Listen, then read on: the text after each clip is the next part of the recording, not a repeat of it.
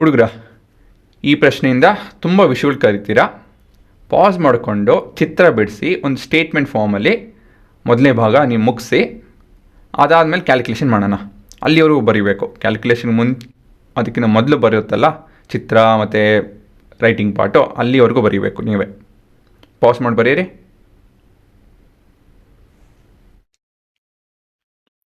ಮಾಡಿದ್ರಾ? ಚಿತ್ರ ಬಿಡಿಸಿದ್ರಾ? ಚಿತ್ರ ಬಿಡಿಸು ಅಂತ ಹೇಳಿದ್ರೆ ಮಿಕ್ಕಿದೆಲ್ಲ ಆದಂಗೆ ಕೆಲಸ. ಹಾಂ, ಏನು ನಡೀತಾ ಇದೆ ಇಲ್ಲಿ? ನಿಮ್ಮ ಹತ್ರ ಎರಡು ವಸ್ತು ಇದೆ ಅಲ್ವಾ? What happens to the force of gravity between two objects if the mass of both the objects are reduce to half and the distance is increase by 4 times. ಇವೆರಡು ತೂಕ ಎರಡು ಪಟ್ಟಲ್ಲ, ಅರ್ಧ ಮಾಡ್ತಾಯಿದ್ದಾರೆ. ಸ್ವಲ್ಪ ದೊಡ್ಡದಾಗೆ ಬರಿತಾಯಿನೆ. ಮತ್ತು ಇದು ಡಿಸ್ಟೆನ್ಸ್ ಎಷ್ಟು ದೂರ ಇದೆ ಇವೆರಡು ಅಂತ ಹೇಳಿ ನೋಡಿದಾಗ 4 ಪಟ್ಟು ಹೆಚ್ಚಿರಬೇಕಂತೆ. ಹಾಗಾಗಿ ಇದು ಸ್ವಲ್ಪ ಹತ್ತಿರ ಬರಿತೀನಿ. So I will take this as say capital M, small M and this as D. ಸರಿನಾ? ಇದು ನಿಮ್ಮ ಕೇಸ್ 1. ಕೇಸ್ 2 ಏನಂತ ಹೇಳಿದ್ರೆ, we have the object reduced to half and the distance increased by 4 times. ಅಲ್ವಾ? ಚಿತ್ರ ಈ ರೀತಿಯಲ್ಲಿ ಕಾಣುತ್ತೆ. ಹಾಂ, ಇವಾಗ ಇಲ್ಲಿ ನಿನ್ನ ಮಾಸು ಎಮ್ ಡ್ಯಾಶ್ ಅಂತ ನೋಡೋಣ. ಯಾಕಂದರೆ ಇದು ಬದಲಾಗ್ತಾಯಿದೆ, ಇದು ಬದಲಾಗ್ತಾಯಿದೆ, ಮತ್ತು ಡಿಸ್ಟೆನ್ಸು ಬದಲಾಗ್ತಾಯಿದೆ ಅಲ್ವಾ? ಇವಾಗ ಯೋಚನೆ ಮಾಡೋಣ. ಇಲ್ಲೇನು ವ್ಯಾಲ್ಯೂ ತೊಗೊಬೇಕು ನಾವು? 2a ತೊಗೊಳ್ಳ, a/2 ತೊಗೊಂಡ, ಇಲ್ಲಾಂದರೆ a ತೊಗೊಳ್ಳ. 2a ತೊಗೊಳ್ಳ, a/2 ತೊಗೊಳ್ಳ, ಇಲ್ಲಾಂದರೆ a ತೊಗೊಳ್ಳ. 2a ತೊಗೊಬೇಕು. ಏನಕ್ಕೆ 2a ತೊಗೊಬೇಕು? ಏನಕ್ಕೆ ಅಂತ ಹೇಳಿದ್ರೆ ನಿಮ್ಮ ತೂಕ ಅರ್ಧಕ್ಕೆ ಕಮ್ಮಿ ಆಗ್ತಾಯಿದೆ, ಅರ್ಧ ಆಗ್ತಾಯಿದೆ. 2a ತೊಗೊಂತು ಅಂದರೆ 2a/2 ಇಸ್ a. ಇಲ್ಲಿ 2b ತೊಗೊಂಡ್ರೆ ಇಲ್ಲೇನಾಗುತ್ತೆ? b ಆಗುತ್ತೆ. ಇಲ್ಲಿ 4x ತೊಗೊಬೇಕಾ?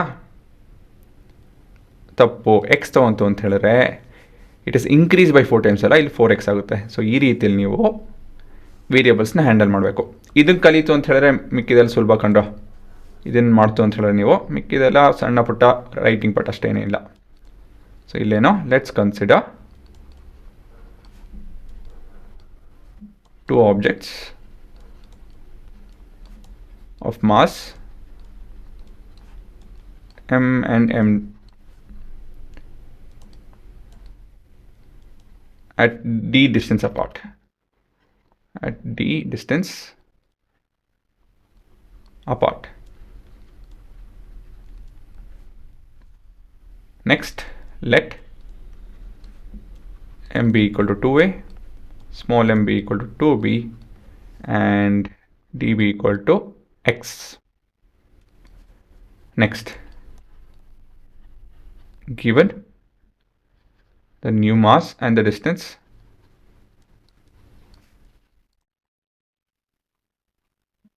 ಏನಾಗ್ತದೆ ಇಲ್ಲಿ? m dash is m/2 which is equal to 2a/2. ಇಷ್ಟೊಂದೆಲ್ಲ ಬರೆಯೋದು ಬೇಕಾಗಿಲ್ಲ, ನಿಮ್ಗೆ ಗೊತ್ತಾಗಲ್ಲ ಅಂತ ಹೇಳಿದ್ರೆ ಇದನ್ನೆಲ್ಲ ಬರೀರಿ, ಆಯಿತಾ? ಸೊ ಇಷ್ಟು ಬರೆಯೋಣ. 2a/2 ಬೇಕಾಗಿಲ್ಲ ಬರೆಯೋದು, ಡೈರೆಕ್ಟಾಗಿ m/2 is equal to a ಅಂತ ಬರಿಬೋದು. ಮತ್ತು ಸ್ಮಾಲ್ ಎಮ್ ಡ್ಯಾಶ್ ಏನಾಗುತ್ತೆ ಹುಡುಗರ? ಸ್ಮಾಲ್ m/2, ಸೊ ಇದು b ಆಗುತ್ತೆ. ಮತ್ತು ಡಿ ಡ್ಯಾಶ್ ಏನಾಗುತ್ತೆ? It is 4 times of d, so this will be 4x. ಅಷ್ಟೇ, ಸರಿನಾ?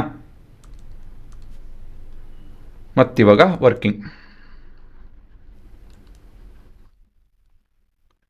ಸೊ ಏನು ಲಾ ಉಪಯೋಗಿಸ್ತಿದ್ದೀವಿ ಇಲ್ಲಿ? ಆ್ಯಸ್ ಪರ್ ಹೌದು, ಯೂನಿವರ್ಸಲ್ ಲಾ ಆಫ್ ಗ್ರಾವಿಟಿ. ಹಾಂ ಹುಡುಗರ, ಇವಾಗ ಏನು ಮಾಡೋಕೆ ನೀವು ಅಂತ ಹೇಳಿದ್ರೆ ಪಾಸ್ ಮಾಡಿಕೊಂಡು ಯೋಚನೆ ಮಾಡಿ ಹೇಗೆ ಮುಂದುವರಿಬೇಕು ಅಂತ ಹೇಳಿ.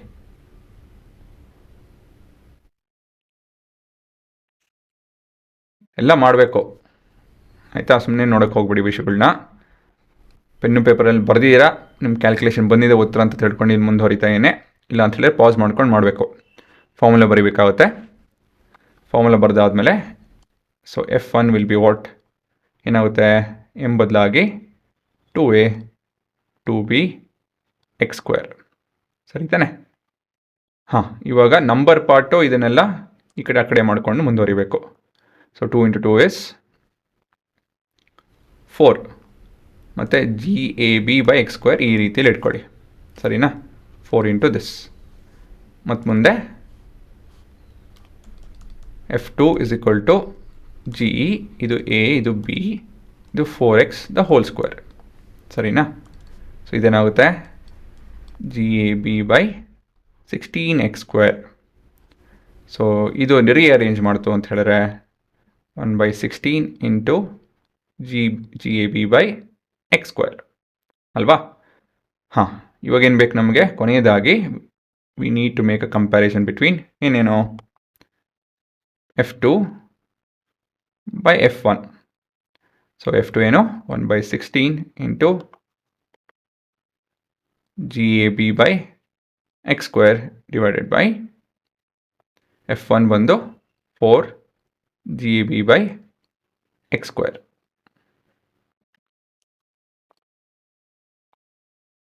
So this is equal to 1/16.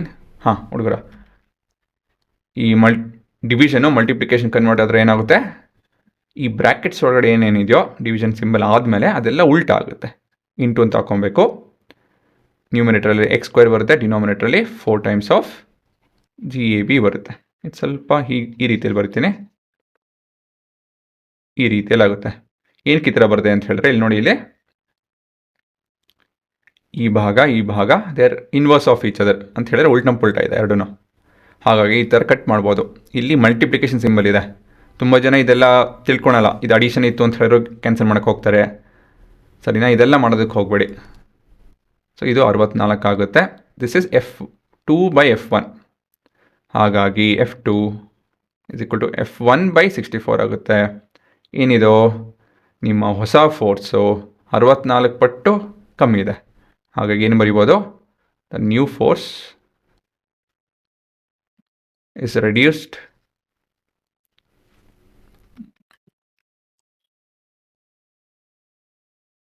to 1/64th